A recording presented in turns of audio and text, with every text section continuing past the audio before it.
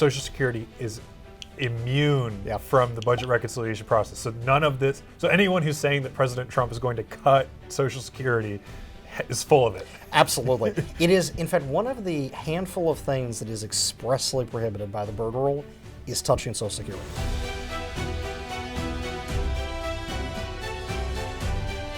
Welcome to Restoring America, a project of the Washington Examiner. I'm Jeremiah Poff, the editor of Restoring America, and I'm joined today by Richard Stern, the director of the Grover A.M. Herman Center for the Federal Budget at the Heritage Foundation. Richard, thank you so much for being here today. Thank you for having me. It's a pleasure. Richard has a great piece on the washingtonexaminer.com website about how the budget reconciliation process works. And for those of you who don't know, the budget reconciliation process is effectively the most important thing that's happening at the Capitol right now, because this is how the Republican Party, the Republican majority in Congress, and President Trump are going to try to pass their agenda. So Richard, can you tell us how the reconciliation process works? Absolutely. And thank you for highlighting this and for being able to get everybody together to listen on it. So, you might say, what is reconciliation? How is it a budget? What is it? The truth is, it's a parliamentary trick. It's a vehicle that you can use to get something through Congress that avoids a Senate filibuster. And that's the key thing about this. The filibuster requires any bill to meet 60 votes in the Senate to get passed. Now, usually parties don't have 60 votes. The Republicans don't have 60 votes in the Senate. So reconciliation is the one trick to get there. But to unlock an actual legislative package, you need a budget resolution that allows for it. So the House and the Senate, and as you talked about, my piece calls it a tale of two chambers, has two competing frameworks for what that bill will ultimately entail. So the Senate framework would allow for the first of what's called a two-bill approach. This is a first bill focused on immigration, defense spending, and on unleashing energy resources, leasing oil and gas, exploiting lands off the federal, for federal lands. And then the second bill, which would come from a different resolution later in the year, would deal with spending cuts and tax cuts. On the other hand, the House framework does it all, as Trump would say, in one big, beautiful bill. And so this is the debate between which way should we do it? Two bills, one bill, try to all cram it together, or try to piece out the debates. You mentioned that this is the only way for the Republicans effectively to pass a legislation through the Senate because of that 60-vote filibuster that you normally have to clear. Can you explain to us how this process, fundamentally, where it came about and how it has effectively become the only way to enact legislation when you don't have those 60 votes? Absolutely. So as you can imagine, the name reconciliation, the reason why I keep calling it a reconciliation bill, has nothing to do with trying to be a major legislative vehicle. In fact, it's called that because back in 1974, Congress already knew that we were on a fiscal trajectory to oblivion and bankruptcy. And so they created, in 1974, the entire budget process. In fact, you might think that the budget committees are old. They're actually some of the newest committees in both chambers of Congress. The Congressional Budget Office, the entire budget resolution, all of this was created then. And what they did was they said, well, we have the Senate filibuster, which is meant to slow government. It's meant to say that if things happen, it can't just be uniparty control with 51 votes doing it, but you need to have a grand coalition to get real major legislation done. When they created the budget process, the Congress looked at it and said, look, part of the goal here is to address systemic deficits and long-run fiscal issues. So we want to have what's called expedited legislative vehicle, something that can bypass the filibuster, that is meant to reconcile the difference between the planned budget trajectory and where the actual fiscal trajectory is. And so thus reconciliation was born. So in other words, it had nothing to do with passing one big, beautiful bill. Absolutely. Nothing at all. It was supposed to be kind of like in accounting, going through the list and saying, this is off, that's off, this is a little high, this is a little low. Absolutely was not meant to be a giant legislative package. But because it's the one thing that can bypass the filibuster that doesn't require it to be a small bill, everybody came in with their asks. And that's been going on for decades now. We've seen this be used before. The Democrats used it twice during the Biden administration, right? With the American Rescue Plan and the Inflation Reduction Act, yeah. Ignominiously named Inflation Reduction Act. I think part of the reason we're here right now talking about this now is because in 2017, the Republicans didn't make the tax cuts that they passed that year permanent. So that's part of this conversation. Absolutely, yep. And then there have been other times before, I'm sure. My favorite one is Obamacare. So, Okay. So I'll tell you. So here's the interesting, and for everybody watching, so most of Obamacare was created with a 60-vote bill, which required Democrats to negotiate with absolutely everybody, and they, right on a knife's edge, got that through. Now, there were all these things that they wanted to do that they couldn't get 60 votes on. So what they did was they created one bill, well, not one big beautiful bill, that did most of Obamacare. Mm-hmm. And then they did a reconciliation bill that was designed together with the core bill to plus up and make all these things. So what they did is they were allowed their more moderate members to vote for the core bill, go home and say that they didn't vote for the massive expansion of Obamacare, and allowed the more liberal members to vote for the reconciliation portion, which added on more of the progressive and liberal elements to it. So what can you put in a reconciliation bill? And so this is the name of the game. So you might be saying there at home, well, why don't we just do this for everything? And the reason why is that there are these parameters around what can and can't be in a reconciliation bill. Not every parameter is within something called the Byrd Rule, which was an amendment in either 1982 or 1983 to the underlying law. So there was a Senator Byrd who had put up together a movement saying, look, in the kind of 8 years that they had had reconciliation, they had started watching it be abused. So Byrd put forward an amendment to the original law to severely constrict what could be in a reconciliation bill.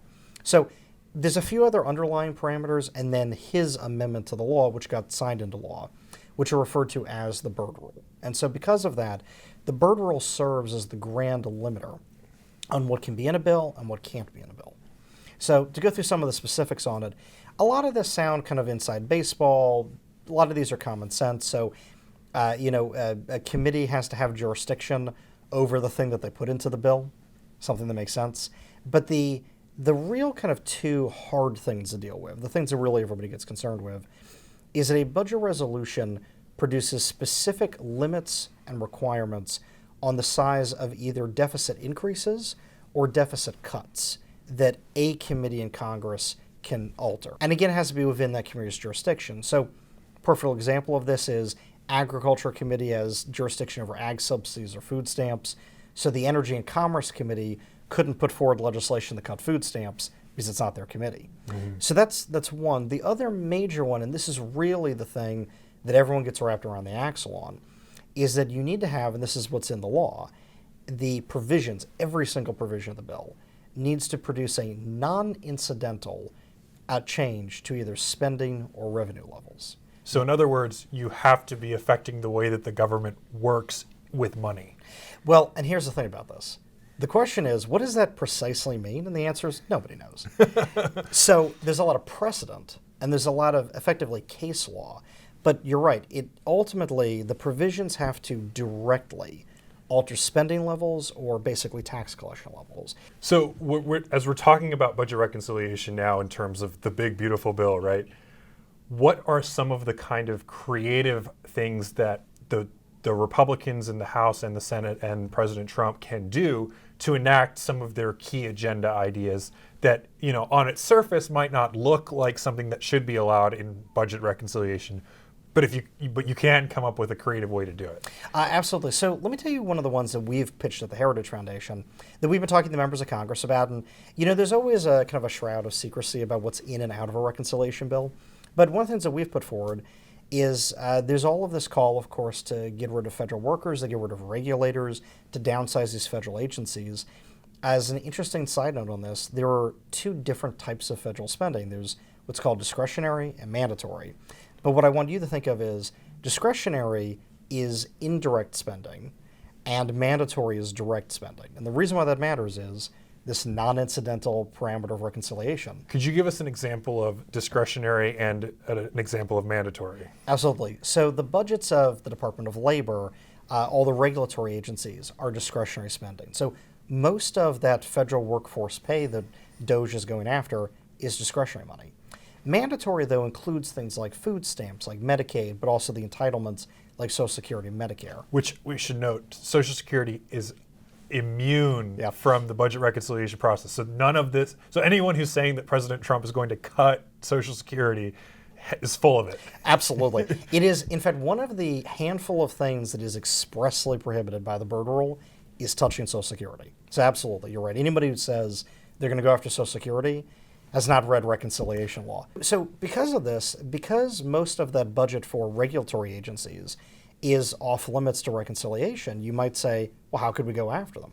What we've thought of at Heritage is you could actually just tax salary and wage earnings being paid out by certain departments and agencies. So there are certain offices, agencies, whole departments that we believe are stealing from the American public, are regulating the Americans, that are leading to worse outcomes. We should tax all of the salary and wage earnings out of those agencies and those offices as a way of forcing these people to take the buyout from Trump, to go find honest employment, and to stop regulating and stealing from the American public. So that's one of those where you would say, well, cutting the budget directly is off the table for reconciliation, but taxing the budget indirectly is certainly on the table. So in other words, basically what you can put into the bill is what based on your ability to think creatively. Precisely. Could you see a scenario where you can actually cut $2 trillion of spending without touching Social Security and without touching Medicaid? Oh, absolutely. So I think there's an interesting side note on this. The federal budget is about $7.1 trillion a year. We're talking about cutting $200 billion a year. Mm-hmm. So, you're talking about maybe a 3% cut. That's it. 3 pennies on the dollar of everything the federal government spends. So you're not actually cutting $2 trillion.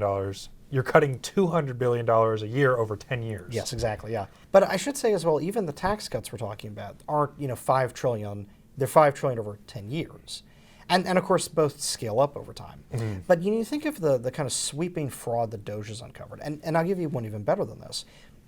If you go look at the government's own formal estimates before DOJ and before the programmers at Elon's got have found more of the fraud, the government's own estimates is that in a given 10-year period, there might be $4 trillion of kind of knowable, estimatable fraud in government spending.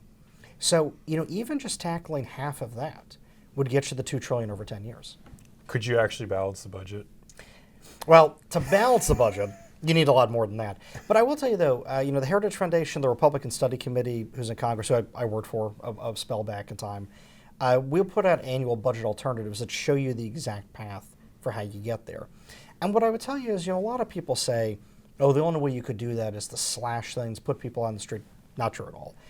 Again, balancing the budget is about slowing the growth rate of spending. Mm-hmm. The economy will keep growing.